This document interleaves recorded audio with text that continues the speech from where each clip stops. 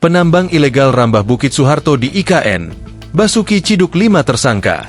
Kepala Otorita Ibu Kota Nusantara, OIKN, Basuki Hadi Mulyono mengungkapkan adanya aktivitas ilegal, termasuk tambang yang beroperasi di kawasan Bukit Soeharto IKN.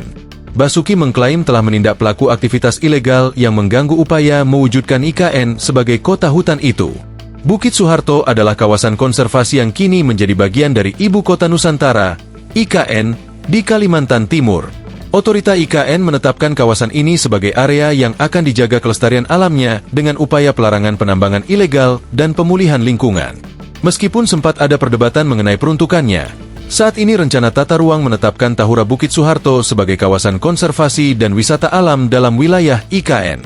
Basuki mengatakan, penindakan terhadap pelaku aktivitas ilegal itu dilakukan bersama Polri, TNI, BIN, Kejaksaan, Kementerian Kehutanan, Kementerian Lingkungan Hidup, Kementerian ESDM, dan Pemprov Kaltim melalui Satgas Tambang Ilegal, Satgas Aktivitas Ilegal Lingkungan Hidup dan SDA, serta Satgas Aktivitas Ilegal seluruh sektor. Kemudian untuk menciptakan kota hutan tidak hanya menanam pohon, tapi juga kami mempunyai Satgas Tambang Ilegal, Lingkungan Hidup dan SDA, dan aktivitas ilegal lainnya. Kata Basuki saat rapat kerja dengan Komisi 2 DPR, Jakarta, Selasa, 25 November 2025.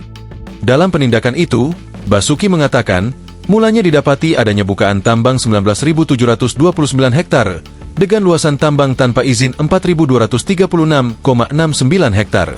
Aktivitas penambangan ilegal itu, kata dia, mempercepat deforestasi dan penggundulan hutan, sehingga mengancam target pemulihan dan perlindungan 65% area IKN sebagai kawasan lindung.